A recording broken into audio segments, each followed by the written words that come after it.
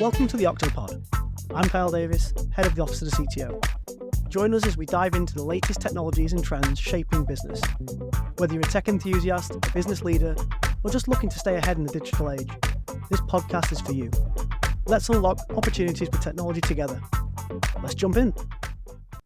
So welcome back everyone to my Hybrid Trends podcast series. This time again joined by Steve from Coventry, but also Matt from our education team here at CW to continue our conversation about building a hybrid cloud strategy in the education space. So Steve, do you want to just introduce yourself again for everyone? Yeah, Steve Rogers. I'm the Chief Technology Officer for Coventry University. Excellent. And Matt? Matt Smith, one of the Higher Education Account Directors here at CTW. Excellent. Thanks, guys. So for those tuning in, we're in part 2 of our hybrid series here. In part 1, Steve, you gave us a great rundown of what the last decade looked like and all the technology innovation, the people innovation, etc. that you've gone on. But I think now what was in your mind that meant that you thought you had to do something different for the next 10 years, and how did that, I guess, ultimately we'll get to why that led you to the partnership conversation with CTW, but I guess initially, what do you see as that next step, and why was this conversation so important to you? It's a great question. I think it's because while we were planning all the things I was talking about in part 1, technology was changing at the same time. And where we were doing traditional sort of the environments on VMware, we were using a lot of Hyper-V, but Nutanix was creeping its way in, or something that was showing a bit of interest in what we can align to, just for hyper-convergence of this infrastructure. We didn't really have to have sort of network attached storage like we used to have previously. Everything was becoming more condensed. We could get more out of the hardware, and it was becoming more of a unified platform rather than having a mix of different technologies. So from that point, I wanted to start looking at how we can leverage all the modern cloud capabilities, not just in your core infrastructure, but what we were doing with SaaS. We were using a lot of SaaS-based products to manage our infrastructure, and times were changing where we were having to do a lot of tender exercises. So we were doing all this fancy stuff where we could scale, be agile, and move very quickly with what the university was asking us to do. But then we'd be slowed down by moving into like a tender via framework approach. And that just seemed to take us between, sometimes up to 6 months to get where we wanted to be. That's a significant delay for all of it. We talked about in part 1 was about how do we drive at pace and be innovative to meet the new demands of students and the university, and suddenly, you're hampered by procurement, almost the same as, deploying traditional infrastructure would have hampered you 5-10 years ago from that side of it. So that makes sense. And then I guess, Matt, from your side, how did this conversation come about, and what were your thoughts on how this sort of was going to pan out? Yeah, it's kind of interesting. I think we've been working with Coventry University for about 10 years as an organisation, but I've been here about 8, and I think been working with Steve for about 7 years. I think when you first started, Steve, you were actually cloud and hybrid platforms. I was enterprise architecture for cloud. And then you did cloud, didn't you? And I think CTO 4 years now. And I think we could tell there was a bit of frustration from the university that they do lots of things, but didn't necessarily have a partner to work with. And many times I think it's quite traditional in public sector full stop, but in universities to go to vendors, do lots of work with those vendors, and then kind of come back for a route to market via frameworks. And that all takes a lot of time and money. And I remember we did some discussions where the price we were kind of submitting for a university's business case before they might go out to market was almost the same within 1 or 2%. And that time to tender wasn't really beneficial. It was actually then becoming a cost of the 1% saving. So I think we first kind of initiated with some discussions with Steve, advising through correct procurement routes and frameworks that actually, if you had a partnership, would unlock all the other resources that perhaps that we have here at CTW. People like yourself, Rob, and the rest of the Opto team. We've got 70 to 80 pre-sales engagement people that can be used for a university, and in a sector that is struggling a little bit financially, by having these resources ready to use and engage with and go back to and understand the university's business and operations, I think it's only going to benefit the university and save a lot of time. And back to that word, agility is going to allow the university to react quickly.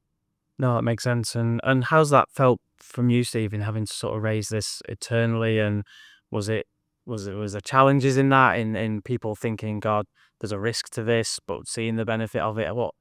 How was that for you, having to sort of take that into your business and your peers, etc.? Well, it hasn't been easy because we do like to take that sort of tender framework approach. But what we were seeing is a pattern started to emerge with CEW. We did a lot of tenders around networking, and they all came back were very positive. We did a whole device as a service program. The CEW again came back as a very positive response in the tender, very competitive. I was looking at infrastructure, and I was getting the offers through other things through Matt and the accounts team, and I could come and visit teams like yourself, Rob, where you can offer guidance. Are you doing the right thing? But with regards to the partnership, it was about what we're doing next again. So we were still looking at what do we want to do with data center. I already mentioned it was shrinking right down in part one of this podcast, but it's what we wanted to do next. And data center was always a burning topic for me. Makes sense. And what was your sort of view of what next might have looked like? Teams are getting smaller. Skills are getting harder to sort of bring on board. I haven't got a massive team, and we're now a global university. And I don't always have the expertise that I can lean on. And that's what I was going out for with a strategic partnership. So the tender for this was, the data center was the first real challenge for somebody. I want you to do X, Y, Z. I want you to bring in all the hybrid infrastructure and the cloud connectivity. I'm not really interested in keeping the lights on anymore. So somebody needs to do that for me, and I need to get the best and the most out of my team and keep those skills close to what is important for the university. So this was a full tender, and we went out for a whole vehicle of spend and about what we were going to do, again, with the first challenge being data center. But it's about being able to respond quicker. I've had some back and forth with my guys around, is this outsourced, Steve? And I'm like, absolutely not. Think about it as co-sourcing. You can bring in the A team, do something that's very quick that we can't really fulfill ourselves, and then they can leave. And there is a cost that we just put on that piece of work, and then we haven't got contractors and data waiting around to do a piece back relative. I can tap into skills, resource, and capabilities, and that was important for me. That makes sense. And how did it sort of flow from our side, Matt? Is this something that we had to sort of think about differently from our side? Because obviously a 10-year agreement, there's a lot of things to consider in the practicalities of that from a delivery perspective. Yes, we've got I think public sector tendering and relationships with customers can be quite transactional sometimes because of the regulations we will have to adhere to, which is very understandable. I think by having this partnership, it allows us to get under the hood of the customer, understand what are the challenges, what are your 3-5 year problems. It allows us to get into the detail of what they've got coming up, what the university is trying to aspire to, understand what their technology strategy is as well. And I think with Kyle and Jagdeep, two of our lead guys here, we managed to do that way in advance before the tender was coming out. We tried to understand the customer. And I think clearly by winning that partnership agreement with Coventry University is we took that time to understand it, but now we can actually go and action it and work with the customer and say, we've got all of these guys that are highly skilled and capable, trust them to help you with your business outcomes. So rather than reacting to, we need some new servers, for instance, is actually what are you trying to achieve? And then we can advise you based on that and do things collaboratively rather than customer goes and does something and then we try and do it and react to that document, is understand the business need a little bit more. And I think by having that partnership, we can whiteboard things out a little bit more. We can get into the detail, understand the customer, understand the team as well, right? Because they are a customer as a big university, but they've got their own skills and it's where we can complement their skills and support them. And I just think by having that partnership, it just allows us to understand them better. Yeah, I guess it gives us that opportunity to lean in a bit more with some that longer term confidence of well, we will still be talking about this together in 2, 3, 4, 5, 7 years' time, but also holds us accountable to the advice we give, because we know that if it doesn't work, we're still going to be here together talking about it at the point where it doesn't work. So we have to be a lot more responsible in that overall engagement as well. I'm not saying we wouldn't be normally, but it gives us another level of confidence in that engagement, the people we align, the amount of effort that goes into that piece. So hopefully you can see the value of that. Yeah, and I think that strategic vision alignment is what's important. The fact that what we're doing today, a 10-year sort of roadmap, we're hopefully building things for tomorrow. And we can't do that alone as a university. We need all the skills and everything that's changing around us, and we need to be able to work quickly. And it hasn't been without its challenges. You'd think an IT department would have a technology partner aligned. It didn't have one. You've never heard of a technology partner at Coventry University.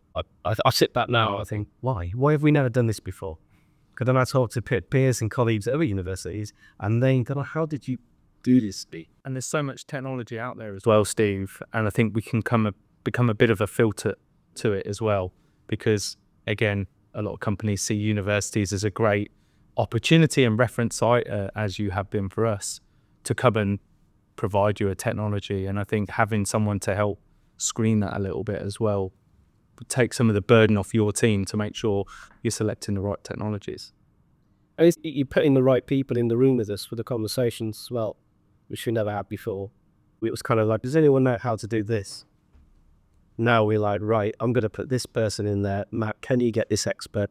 Yes. And within a week, we're normally talking to somebody around, is this a great idea or something we're just going to fail and not do it at all? Yeah, so it's sort of augmenting the experience we've got with the experience you've got, and then getting to that decision point as fast as possible. I think that's where it is going to add its value. I mean, we just really started together, but if in terms of Coventry now, CEW have got the entire stack. So for me, it's a trusted strategic alignment to what I'm doing. No, that makes perfect sense. So I guess maybe as a closing from each of you is what one piece of advice maybe would you give to the people listening that maybe are thinking about doing this for themselves, for their own university's value from that side of it? I'd probably say just be honest with yourselves and what skills you've got and what you can do well and what you're not very good at. And do that as an exercise with everybody. Again, to culturally, what things are you going to focus on and do very well? What can you co-source, get assistance with? Ultimately, where do you need help? And if you can answer that quite well, a technology partner is probably the right answer for you. But if you don't have any of those answers, you can't answer the question, I wouldn't even start, because we had to put a lot into this to get to where we are today. Makes sense. Review the market.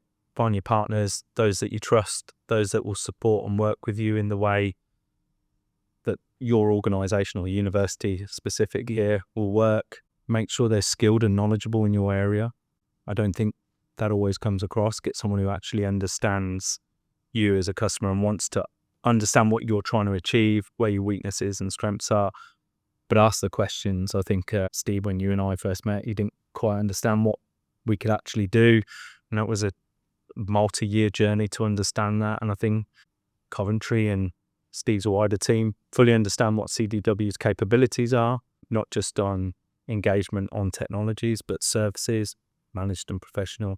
And I think that's been eye-opening for us both of where we could work closer with the university and where our skill sets are as well. And if we don't have those strengths, I think one thing we're always quite open with Steve, and I'd advise any partner as well, that if you're working with a customer, technology or not, is just be open about what you can do well and do it well. Yeah, it comes out in the wash in the end. Have they done this? Again, get found out for sure. Yeah. Yeah, and I think it's a good point that sort of cultural fit between the organisations has to be there. Otherwise, there's going to be friction at some point, and you can't have that in a long-term relationship. So, cool, excellent. So, okay, hopefully everyone, thanks for listening, and that gives you some view of why this partnership's been so strategic and helps us drive into part 3, Steve, where we're going to talk about what do we think is next and what's coming and what could some of them wacky ideas be that are floating around, etc. So. Hopefully everyone will join us for part 3, but for now, I've been Rob Sims, Chief Technologist at CDW. I've been Steve Rogers, Chief Technology Officer at Coventry University. And Matt Smith, Education Account Director here at CDW. Excellent. Thank you both, and thank you everyone for listening. We'll see you next time. Be sure to check out the back catalogue for more great insights. Don't forget to subscribe via your favourite podcast platform so you never miss an episode. We appreciate your support, and if you have a topic you want us to cover, feel free to reach out. Catch you next time.